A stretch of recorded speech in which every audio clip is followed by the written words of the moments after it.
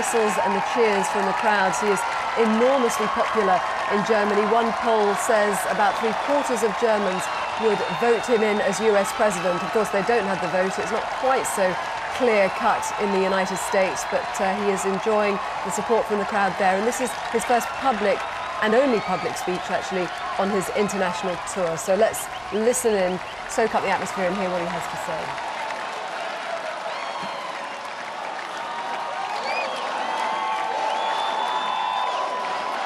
Thank you. Thank you.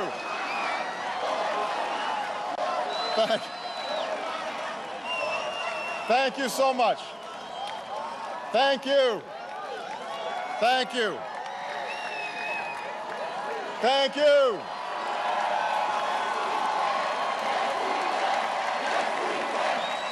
Thank you. Thank you so much. Thank you. Thank you. Thank you to the citizens of Berlin.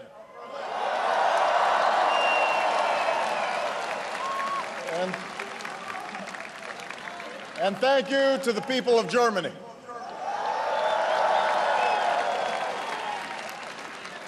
Let me thank Chancellor Merkel and Foreign Ministers Steinmeier for welcoming me earlier today. Thank you, Mayor Wowereit, the Berlin Senate, the police, and most of all, thanks to all of you for this extraordinary welcome. Thank you.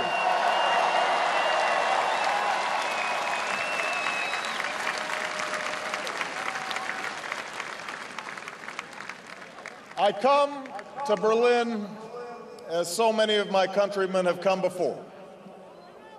Although tonight I speak to you not as a candidate for president, but as a citizen. A proud citizen of the United States and a fellow citizen of the world.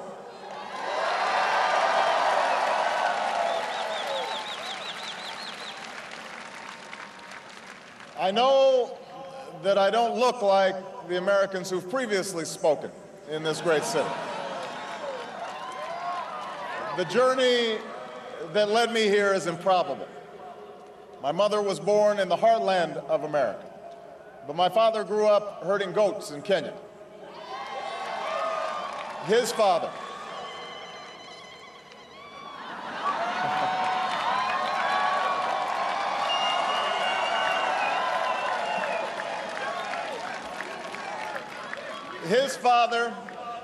my grandfather, was a cook, a domestic servant to the British.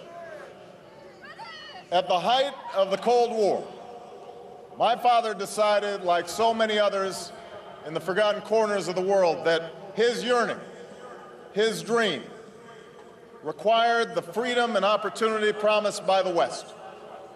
And so he wrote letter after letter to universities all across America until somebody, somewhere, answered his prayer for a better life. That is why I am here. And you are here because you too know that yearning. This city, of all cities, knows the dream of freedom.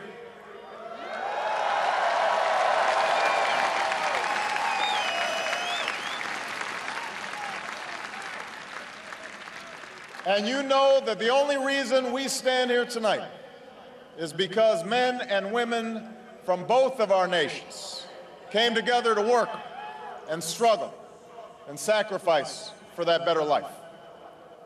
Ours is a partnership that truly began 60 years ago this summer, on the day when the first American plane touched down at Tempelhof.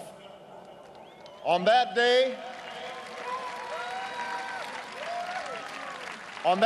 much of this continent still lay in ruin. The rubble of this city had yet to be built into a wall. The Soviet shadow had swept across Eastern Europe, while in the West, America, Britain, and France took their stock of their losses and pondered how the world might be remade. This is where the two sides met. And on the 24th of June, 1948, the communists chose to blockade the western part of the city. They cut off food and supplies to more than 2 million Germans in an effort to extinguish the last flame of freedom in Berlin. The size of our forces was no match for the larger Soviet army, and yet retreat would have allowed communism to march across Europe.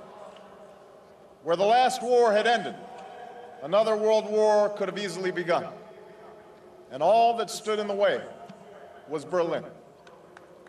And that's when the airlift began, when the largest and most unlikely rescue in the history brought food and hope to the people of the city.